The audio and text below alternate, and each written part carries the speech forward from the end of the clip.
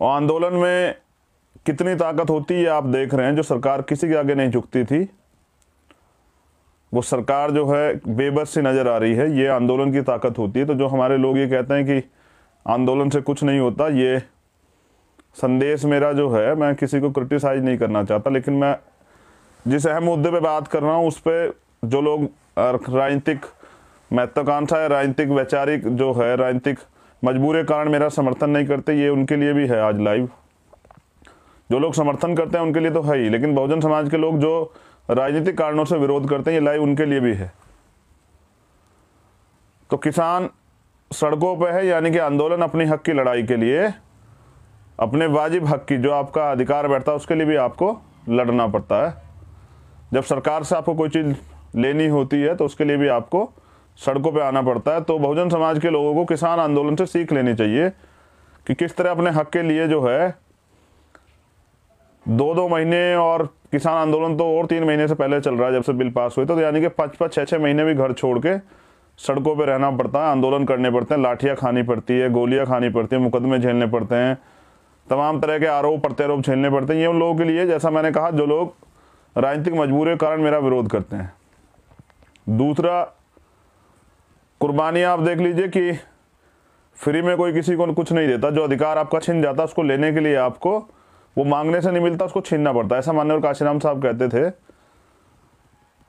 और एक नाम जो और मैं आज के लाइव में लूँगा, वो आपके काम आएगा, उसको याद रखिएगा। तो मैंने आपको जैसे कहा कि जो अधिकार आपका छिन गया वो मांगने से नहीं मिलेगा, उसके लिए आंदोलन करना पड़ेगा, संघर्ष करना पड़ेगा, जैसा किसान कर रहे हैं। तो उसमें बलिदान कितने चले गए ये भी देख लीजिए। जो लोग कहते हैं कि भाई युवाओं के कैरियर खराब हो जाते हैं, सब चीज़ें होते हैं, युवा किसान आंदोलन में भी है, मुकदमे भी लगे हैं, सब चीज़ें लगे हैं, लेकिन अपने हक के लिए जो है वो लोग कितनी मजबूती से लड़ रहे हैं आप देख लीजिए। और 120 से ज़्यादा बलिदान भी हो चुके हैं। ये दूसरी बात है। अब जो एक और महत्वपूर्ण बात है वो ये है कि एक आ जाता है कि आंदोलन में हिंसा हो जाती है, आंदोलन को तो जानबूझ के खराब किया जाता है, ये लोग षड्यंत्र करते हैं। बहुत सारे कई आंदोलनों में लगा, लेकिन मैंने कहा कि लोगों को जानना चाहिए। तो किसान दिल्ली गए थे और सरकार ने साजिश करा के आंदोलन में लाठियां चलवाई, गोली चलवाई, आंदोलन को बदनाम किया, बाकी काम मीडिया ने कर दिया। तो जो बेचारे लोग हैं उनको समझना चाहिए किस तरह से आंदोलन को खराब करने के लिए सरकार साजिशें करती है। ये पुख्ता परिणाम जो है प्रमाण आपके लिए हैं, उन लोगों के लिए जो लोग आंदोलन की वैल्यू नहीं समझते और आंदोलनकारियों को भी सम्मान देने की बजाय उनका राजनीतिक मजबूरियों से विरोध करते हैं।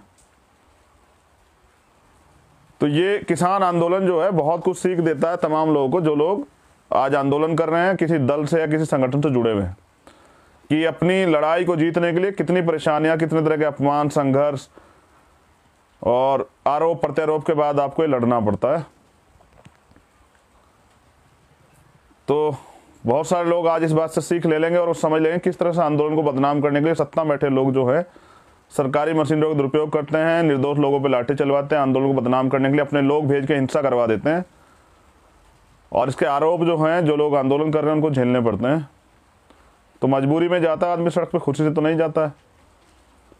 अब मैं एक नाम ले रहा था आपके सामने, अभी बजट पेश हुआ और बजट में पहले बात तो SC ST OBC के लिए तो कुछ नहीं है, क्योंकि बजट जो है वो कागजों में है, वो धरातल पे नहीं है। धरातल पे जब वो आएगा, धरातल पे उस पर काम होगा, आपको पता लग जाए। पहले भी पिछले साल का जो बजट था 2020 का, उसमें बहुत तमाम तरह के वादे हुए थे, वो वादे आज तक धरातल पे नहीं आए हैं।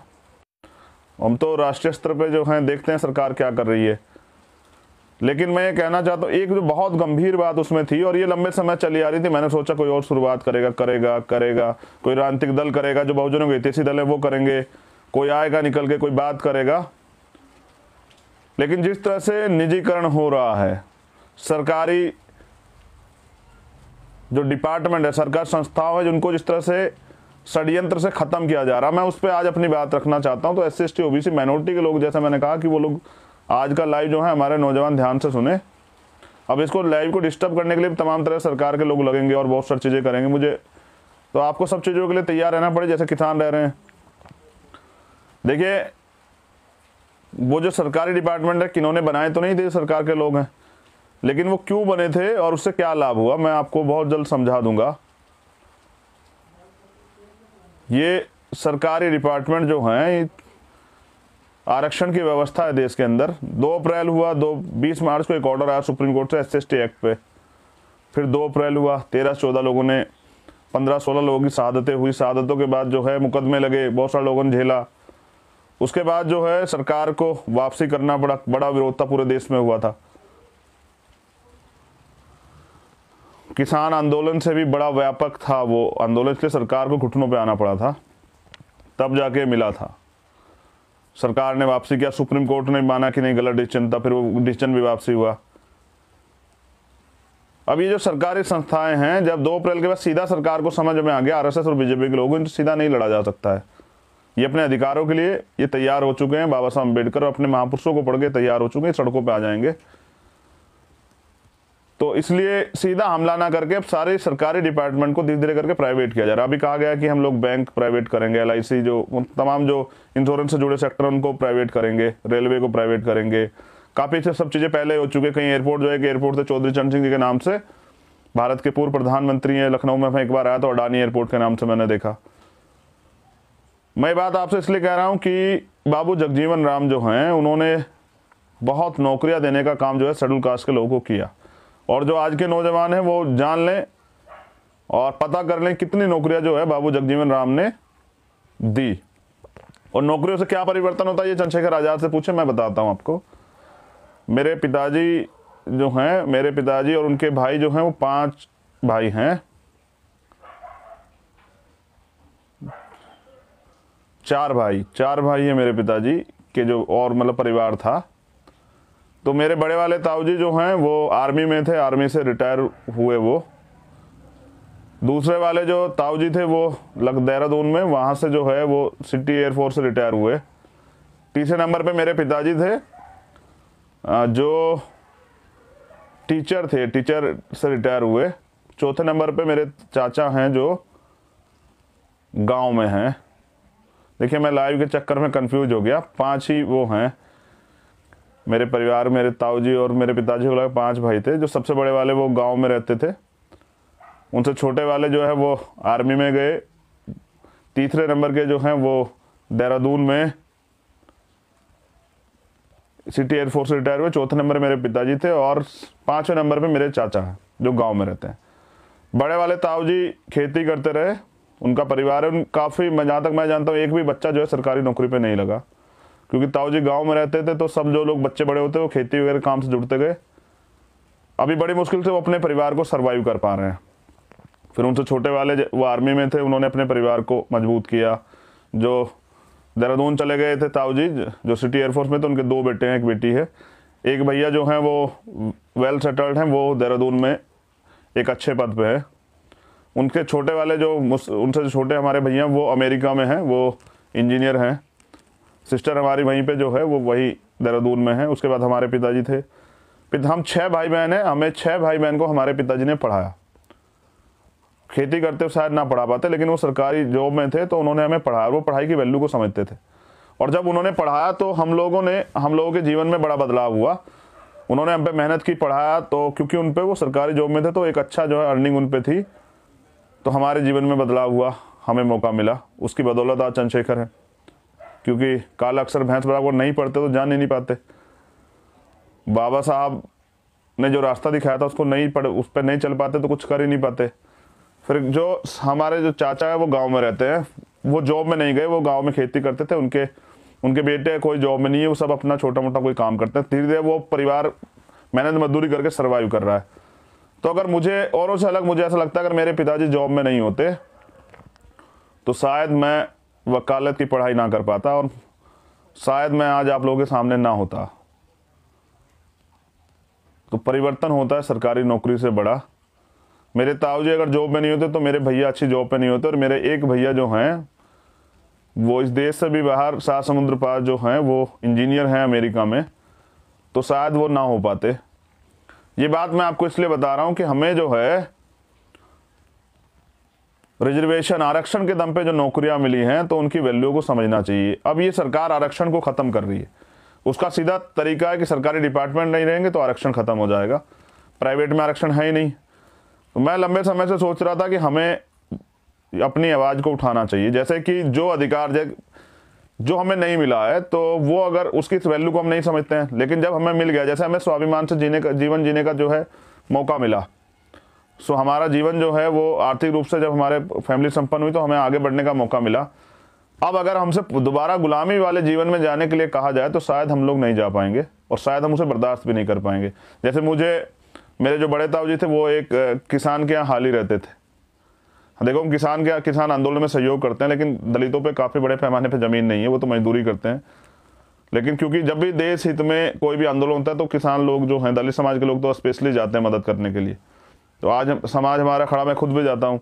लेकिन मेरे ताऊ जी जो है ना, एक बार मैं गाँव गया था, लोग की पढ़ाई करते, तो मेरे ताऊ जी ने कहा कि तुम्हें कुछ लोग देखना चाहते हैं गाँव में, तो तुम चलो मेरे साथ। तो मैं गया, तो ताऊ जी ने मुझे मिलाया कि ये परिवार है। मैं इनके यहाँ हाल ही लगा हुआ था, इनके यहाँ इनके जो है खेतों काम करता था, इनके जानवरों का काम करता था। मैं बिल्कुल एक जनरल बात बता रहा हूँ, सच, क्योंकि मैं देसी आदमी हूँ, गांव से आता हूँ, तो सब चीज़ों को खेती भी की है, पेड़ भी काटे हैं, तमाम तरह से जो है और भी काम किए हैं किसानी के, पानी भी दिया, सब चीज़ें जानता हूँ। करीब करीब भैंस जानवर भी रखे, दूध निकालना भी जानता हूँ, घास काटना, सभी चीज़ें जानता हूँ। तो गाँव से आता हूँ, गाँव की परेशानियों को जानता हूँ, जाति का अपमान भी जानता हूँ, जातिगत दर्द भी जानता हूँ, जातिगत जो है शोषण भी समझता हूँ, क्योंकि मैंने वो देखा और झेला है। जो बेरोजगार नौजवान हैं, उनकी पॉकेट में जो पैसे नहीं होते, उनके सपनों को टूटते हुए भी देखता हूँ, क्योंकि मैं उनमें से एक ही हूँ। तो जो मतलब तमाम तरह की परेशानियां आज के नौजवान के जीवन में, उनको समझता हूँ, बखूबी समझता हूँ, क्योंकि मैं वहीं से आता हूँ और मैं उसी जीवन को जी के आया हूँ। तो मेरे ताऊ जी ने मुझे कहा कि मैं इनके यहाँ हाल ही लगा हुआ था, तो मुझे बड़ा दुख था मेरे लिए, लेकिन मुझे लगा कि चलिए, उन्होंने हम पे कितनी मेहनत की और हमें मौका दिया कि देखो, मैं हाल ही लगा हुआ था, लेकिन मेरा भतीजा ना लगे, मेरा बेटा ना लगे, तो उन्होंने पढ़ाया, क्योंकि पढ़ने के बाद जो है तरक्की के रास्ते खुले। तो जो थोड़ी बहुत ही आर्थिक संपन्नता शेड्यूल कास्ट के लोगों में आई है, बैकवर्ड के लोगों में आई है, जो माइनॉरिटी में जो बैकवर्ड है उनके जीवन में आई है, ये सिर्फ आरक्षण की वजह से आई है। क्योंकि इस देश में जो कास्टिज्म है, जिस तरह का भेदभाव है, जिस तरह की व्यवस्था बनी है, उसमें इतने भेदभाव में, जहाँ आज भी बार बार तरह तरह के अपमान घोड़ी से उतारना और पता नहीं क्या क्या जो है, जमीन जो बड़े लोग हैं उनके घर के नाम जूते उठा के चलना, और तमाम तरह के भेदभाव, अच्छे कपड़े नहीं पहनना, मूछें रखने पर हत्या हो जाती है, तो तमाम तरह की जो परेशानियां होती हैं गांव में अभी भी है। अच्छे मतलब आप अच्छे जा रहे कब कुछ तैयार हो जाते हो तो उस पर भी वो है लोगों को, अगर आप अच्छा घर बना लेते हो इस पर भी ऑब्जेक्शन हो जाता है। तो इनके बीच में भी अगर आगे बढ़ने का रास्ता मिला, आर्थिक थोड़ी संपन्नता आई, तो वो आरक्षण से जो नौकरी प्राप्त हुई उससे आई। और आरक्षण एजुकेशन से स्टार्ट हो जाता है, एजुकेशन में मिलता है, फिर घर मतलब फीस में भी थोड़ी सी रिलीफ मिलती है, क्योंकि आर्थिक संपन्नता नहीं थी। तो बड़ी मुश्किल से ना, मैंने देखा कि किस तरह से शेड्यूल कास्ट के बच्चे जो हैं, वो बैकवर्ड के भी जो है बच्चे किस तरह से गांव से साइकिल पे निकल के स्कूल जाते हैं, पैदल जाते हैं, पढ़ते हैं, फीस के पैसे भी नहीं होते, तो किस तरह से वो अपने उसको निकल के आते हैं। लेकिन उनका प्रयास रहता है, हॉस्टल में रहते हैं बच्चे, तमाम तरह की परेशानियां सहते हैं और कोशिश कर रहे हैं कि इस व्यवस्था में जूझ रहे हैं कि वो कुछ करके दिखाएं, देश हित में उनको मौका मिले। तो आरक्षण कोई गरीबी उन्मूलन का कार्यक्रम नहीं था, आरक्षण राजकाज में हिस्सेदारी का मामला, प्रतिनिधित्व का मामला। मैंने इसको कई बार समझाया भी, लोग, मैंने जनरल कास्ट के लोगों इस पर सेटिस्फाइड किया कि नहीं, आरक्षण सही है, होना भी चाहिए। ये अमेरिका में भी अफर्मेटिव एक्शन के नाम से वहां से जानते हैं। मैं बात आपसे क्यों कह रहा हूं, क्योंकि ये छीना जा रहा है, इसको खत्म किया जा रहा है और हमारे लोग चुपचाप बैठे हैं। देखिए, कई बार लोग कहते हैं कि नहीं सत्ता में जरूरी है, लेकिन मैं कह रहा हूं कि आंदोलन भी बहुत जरूरी है। किसान तो सत्ता में नहीं, लेकिन अपनी मांग के लिए सरकार के आगे अड़े हुए हैं। तो ये हौसले की बात है, ये स्वाभिमान की बात है। आप घर में बैठे सोचते हैं कि आपके अधिकार सुरक्षित रहेंगे, ऐसा नहीं होता है। आपको उनके लिए लड़ना पड़ता है, आपको आना पड़ता है, आपको सामने आके अपनी बात रखनी पड़ती है। सरकार अगर इतना आपसे प्यार करती तो शायद मुझे लगता है कि आपकी सारी समस्या को सुनकर उनका हल निकाल देती, लेकिन नहीं निकाला है। तो मुझे ऐसा लगता है कि हमें इस लड़ाई को लड़ना चाहिए। अब हम इंतजार नहीं कर सकते हैं। मैं नहीं चाहता कि ये बजट जो है ये पास और ये लागू हो, ये तमाम तरह की चीज़ें जो हैं सरकारी डिपार्टमेंट बिक जाएं, सरकारी नौकरियां खत्म हो जाएं। और मैं जनरल कास्ट के लोग भी इसको समझें कि सरकारी डिपार्टमेंट रहेंगे तो उनके बच्चे कहाँ से नौकरी कर पाएंगे और किस तरह से पाल के तैयार करते हैं, मेहनत करते हैं। मेरे पिताजी चाहते थे कि हमारे छोटे वाला भाई जो इंजीनियर बने, तो उन्होंने खूब उसके लिए मेहनत की, अच्छे कॉलेज में एडमिशन दिलाया और तमाम तरह से मेहनत की, ट्यूशन और सब चीज़ें रखी। तो माँ बाप तो अपनी तरफ से पूरा प्रयास करते हैं। कैसे करते हैं कि अपने पेट का जो है काट के उसको देते हैं।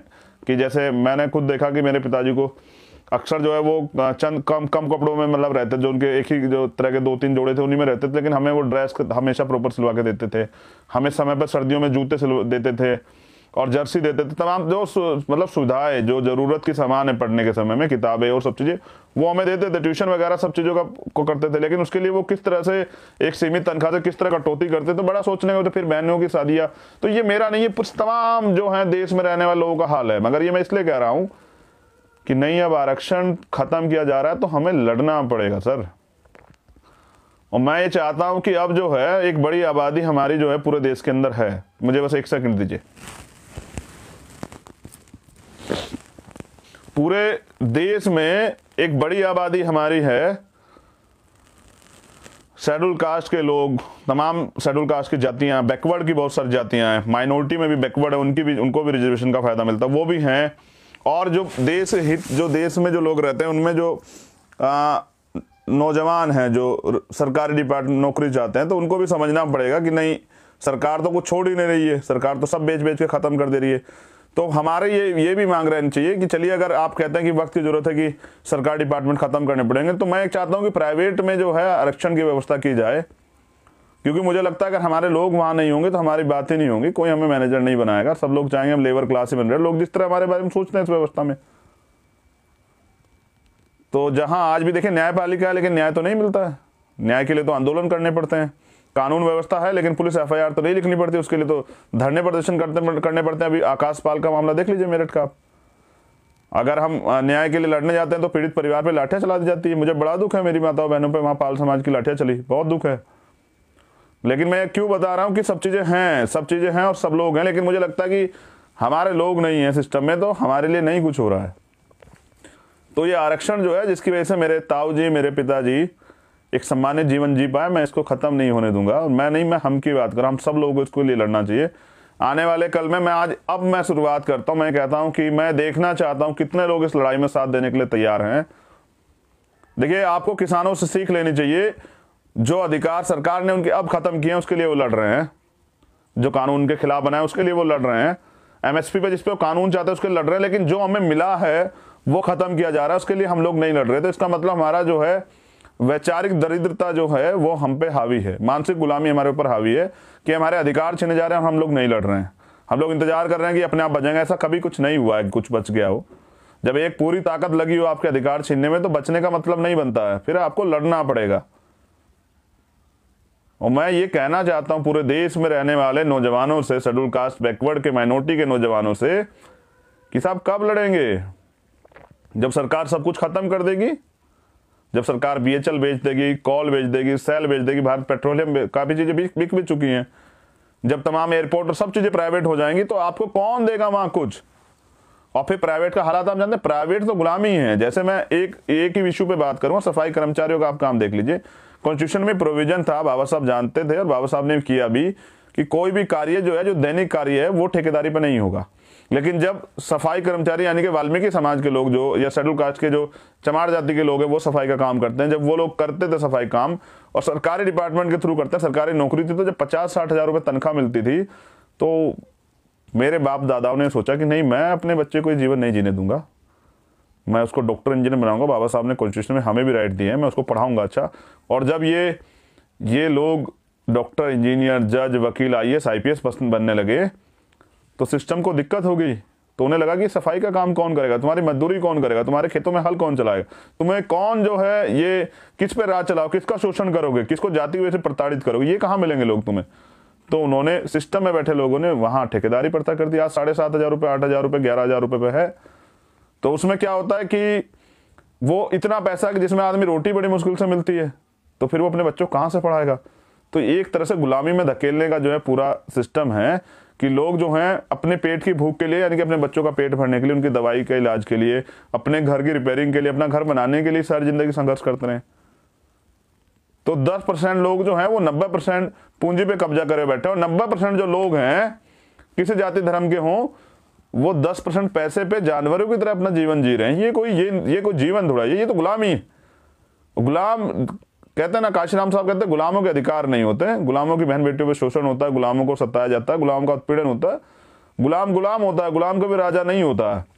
जबकि बाबा साहब ने कहा कि राजधानी का पेट काट दिया, वोट का अधिकार दिया और तमाम अधिकार दिए। तो जैसा मैंने कहा, सोचिए आपने जो मूछें रखी हुई हैं और कोई आपकी मूछें काट दे, मुझे ऐसा ही लगा जैसे मूछें काट दी गई हूँ। हमारा सम्मान जो है ये सरकार डिपार्टमेंट खत्म करके छीन लेगा कि इनको उस हालात पे ले जाओ कि जहां ये रोटी रोटी के लिए मोहताज हो जाए। जैसे मूछें मैंने कहा काट दे, जैसे जिन नौजवान ने मूछें रखी है कोई जबरदस्ती पकड़ के आपकी मूछें काट दे, उस अपमान को महसूस कीजिए और तय कीजिए कि हमें संघर्ष करना है।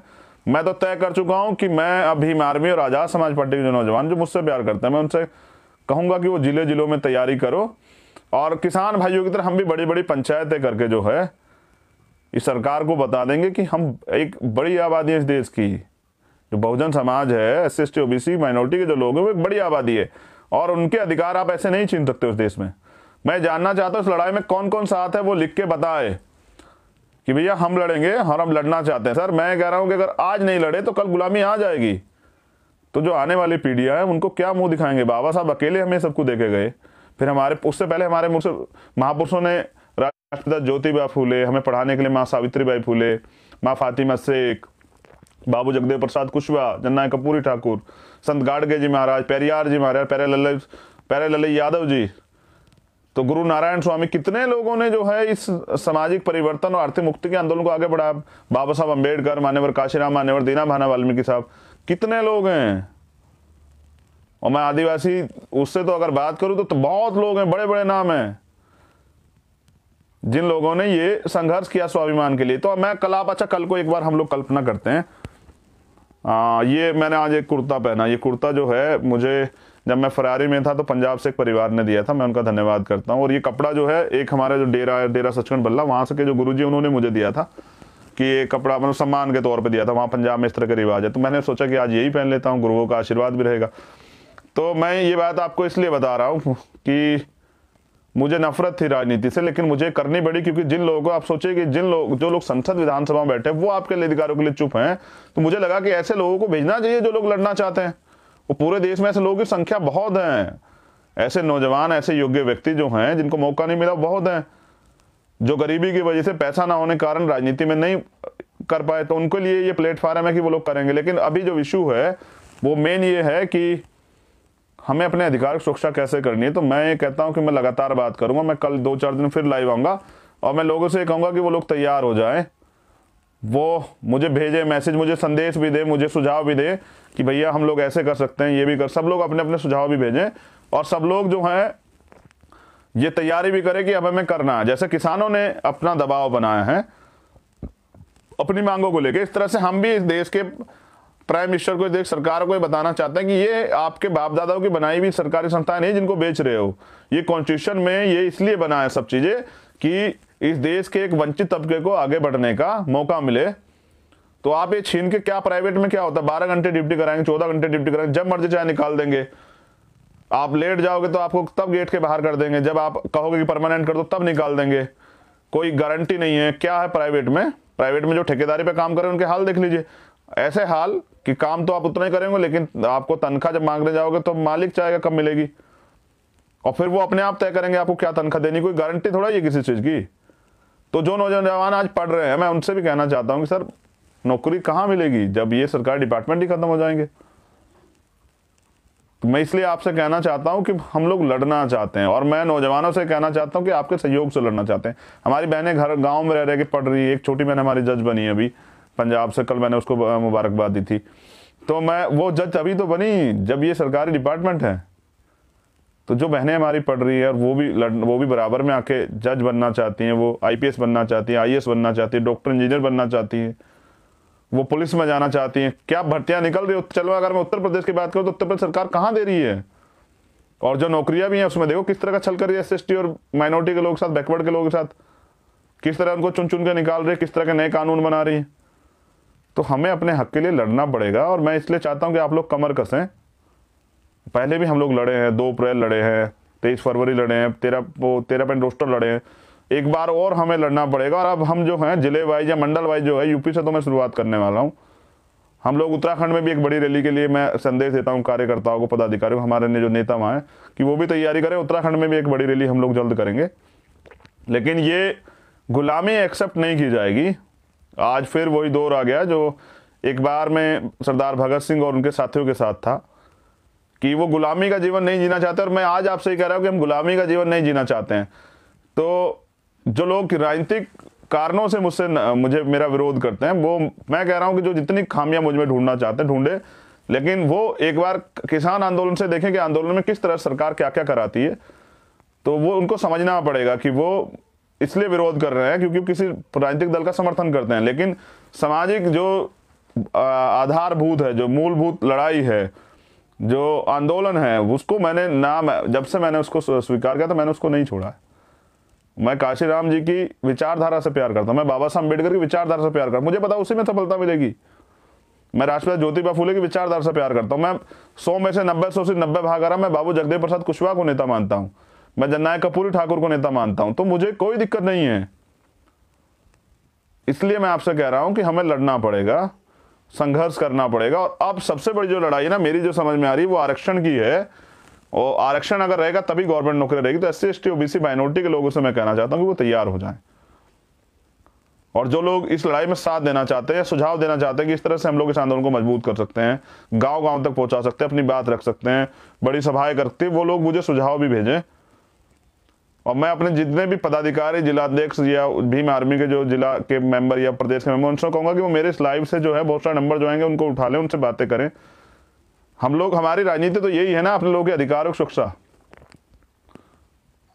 मेरे लोगों का अधिकार मेरा स्वार्थ, ये सुना था ना आपने, यही तो लड़ाई, यही तो राजनीति है। राजनीति इसलिए तो है कि लोग आपको वोट देते हैं और आप उनके अधिकार सुरक्षा करते हैं, उनके लिए नीतियां बनाते हैं, लेकिन आप तो वोट लेके भूल जाते हैं। तो इसलिए मैं कह रहा हूं कि हमारी तो राजनीति ये है कि अपने लोगों के अधिकार, सम्मान की सुरक्षा करनी है, उनके स्वाभिमान की सुरक्षा करनी है, उनके जीवन की सुरक्षा करनी है, उनके लिए रोजगार, उनके लिए तमाम संसाधन जो हैं वो तैयार करने हैं, उनके आर्थिक मुक्ति का रास्ता खोलना, उनको आर्थिक सशक्त करना है। जो कॉन्स्टिट्यूशन जो सुविधाएं देता है, रोटी, कपड़ा, मकान, चिकित्सा शिक्षा, सुरक्षा और स्वास्थ्य, रोजगार, ये सब चीजें उनको देनी है। तो ये तभी तो देंगे जब कलम की ताकत हमारे हाथ में आएगी। इसलिए जो है पहले आंदोलन अपना मजबूत करना पड़ेगा, अपने लोगों को तैयार करना पड़ेगा। और जो गरीब माँ बाप अपने बच्चों को पढ़ा रहे हैं वो तो सोचें कि नौकरी कहाँ से मिलेगी सर, जब रोजगार ही खत्म हो जाएगा, जब सरकार डिपार्टमेंट ही खत्म हो जाएंगे, तो कहाँ आप आर्थिक रूप से इतने सशक्त हैं कि बिजनेस कर पाएंगे। और यहाँ इतने बड़े बिजनेसमैन हैं जो देश के प्राइम मिनिस्टर को अपनी उंगलियों पर चला दें, अपने तरीके से चला दें, अपने तरीके से मोड़ दें, तो वहाँ आप कहाँ उनका सामना कर पाएंगे। इसलिए मैं कहना चाहता हूं कि अब इस लड़ाई को आप समझिए, जिम्मेदारी से समझिए। और मैं इसीलिए हूं और मेरी यही पहचान है कि मैं जब तक हूं, मुझे घमंड नहीं है लेकिन गर्व इस बात का जरूर है कि मैं इस लड़ाई को कमजोर नहीं पड़ने दूंगा। आपने मुझ पे भरोसा किया, मैं इस लड़ाई को पूरी ईमानदारी से लड़ता रहूंगा और आगे बढ़ाऊंगा। लेकिन बाबा साहब के सपनों का भारत बनाए बगैर हम लोग नहीं रुकेंगे। तो जो मैंने हाल बताया वो सभी परिवारों का हाल है, क्योंकि मैं गांव में रहता और गांव के लोगों से परिचित। तो जो हमारे आने वाले कल में जो हमारी राजनीतिक होगी, तो वो बिल्कुल साफ है कि हमें करना है। जिनके लिए नहीं हुआ उनके लिए करना है, जिनके पास नहीं है उनको देना है।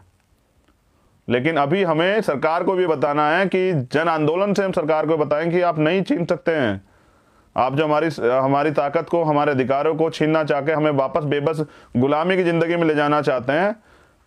हम जो शेड्यूल कास्ट से मतलब हरिजन से शेड्यूल कास्ट बने हैं, पिछड़ों से जो हैं बैकवर्ड के लोग बने हैं, उनको जो आप छीनना, उनको जो वापस हमें वहीं ले जाना चाहते हो उस व्यवस्था में कि हम आपके यहाँ गुलामी करें, आप वो नहीं होगा अब इस देश में। जब तक बाबा साहब के बच्चे हैं, जब तक भीम आर्मी है, जब तक बहुजन समाज के लोग हैं, तब तक ये नहीं होगा। तो मैं जल्द फिर लाइव आऊँगा और आपसे बात करूँगा। तब तक मैं ये चाहूँगा कि आपकी तरफ से बहुत सारे संदेश आए इस लाइव पे, जहाँ जहाँ आप लोग तैयार हैं इस लड़ाई को लड़ने के लिए। और मैं जिले जिले जाके लोगों को, नौजवानों को तैयार करूँगा कि वो कमर कसें। सरकार को फिर हम बताएंगे जिले स्तर पर भी, प्रदेश स्तर पर भी और राष्ट्रीय स्तर पर हम बताएंगे कि हम कितनी बड़ी ताकत रखते हैं। तो जिस तरह से 2 अप्रैल का आंदोलन हुआ था, आप तैयारी कीजिए। और मुझे किसान आंदोलन ने बड़ा बल दिया है, किसान आंदोलन ने बहुत कुछ सीखने का मौका भी दिया है। लेकिन अब हमें किसान आंदोलन को तो सहयोग करना ही करना है। उनके जो आंदोलन का जो वो भी एजेंडा आता है, जो वो नया वो करेंगे कि भाई इसमें सहयोग करना, उसको तो करना ही करना है, चक्का जाम तमाम तरह की चीज़ों को सहयोग करना है। लेकिन अब हमें जो पिछले दरबार से हमारे अधिकार खत्म हो रहे हैं उनके लिए भी तैयार रहना।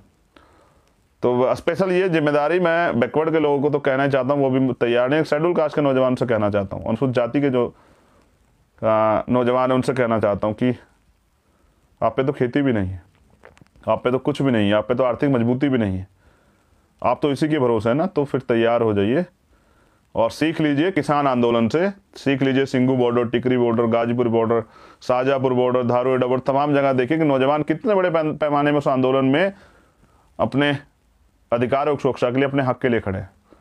तो अब आप भी तो तैयार हो जाइए, लिखिए, कहिए कि साडा कित्थे रख, तभी जो हमारा अधिकार है जो बाबा साहब अम्बेडकर देंगे उसको नहीं छीनने देना है।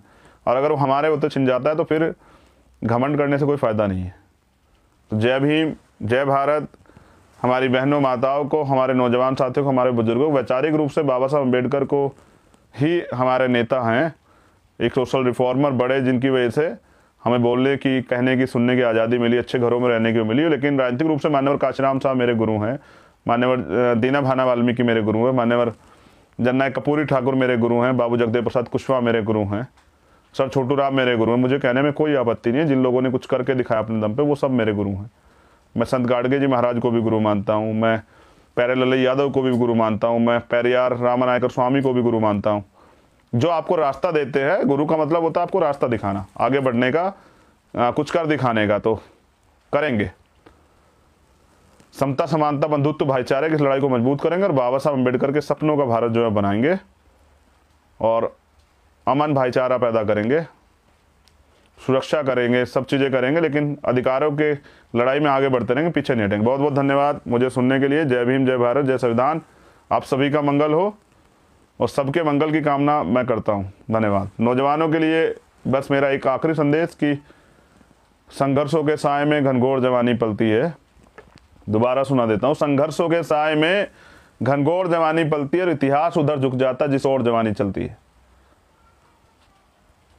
और बार बार मैंने एक दोहराया है, आज फिर इसे दोहराने में बड़ा आनंद आएगा कि ये चांद, ये सूरज, ये सितारे मेरे साथ में रहें। ये चांद, ये सूरज, ये सितारे मेरे साथ में रहें जब तलक आपके हाथ मेरे हाथ में रहें।